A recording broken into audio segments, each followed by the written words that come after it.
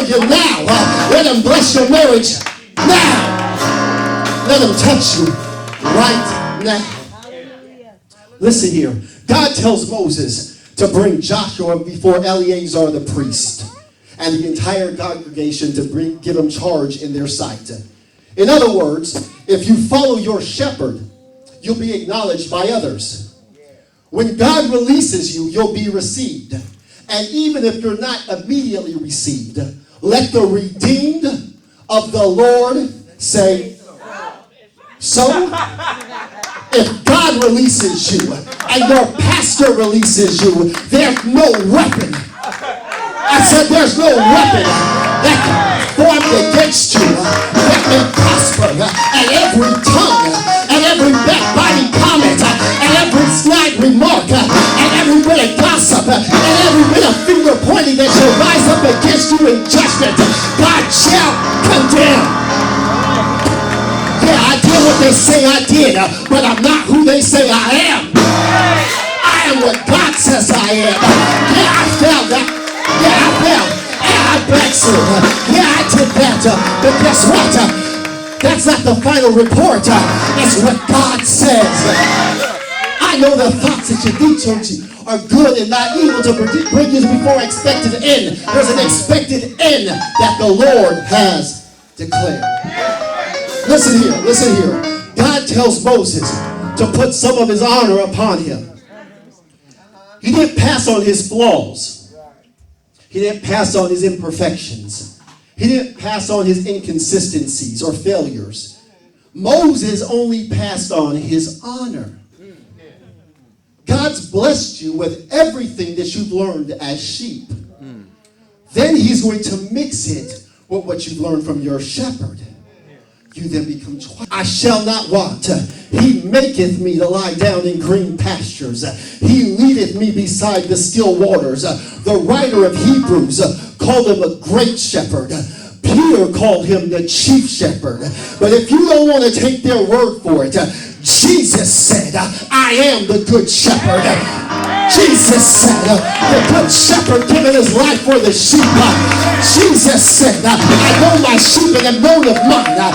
Jesus said, I call the sheep by name and lead them out. Jesus said, I am the door of the sheep. Jesus said, I lay down my life for the sheep. Jesus said, there be one fold and one shepherd. Who is your shepherd? The Lord is my shepherd. I shall not want. I'm going through, but I got a shepherd leading me. My God, he's taking me somewhere. He's bringing me to some place. Now right where you are, I want you to stand on your feet. I pray you receive the word. But right now, we're going to give God a glorious praise for our shepherds. We got representation here from a multitude of churches. Right now, we're turning this into a pastor appreciation service. Hey, we're turning this into a rededication to our leadership service. It doesn't have to be a specific date or weekend of the year. Right now, it's appreciate our pastors. It's time to stop asking what our pastors can do for us and what can we do for our pastors. What do you need? How can I help? How can I be a blessing? How can I serve? Hallelujah. Hallelujah. Just right now as you're worshiping God, the chief shepherd, think about all the times your pastor has been there for you. Think about when you were struggling in the flesh and your pastor prayed for you. Think about the time you were in the hospital and your pastor came and visited you. Think about the time your marriage was struggling and they counseled you. Think about the time they welcomed you when you backslid. Think about the words of encouragement. Think about all that they did for you. How dare anybody get offended and leave the church and talk about I was offended by the church.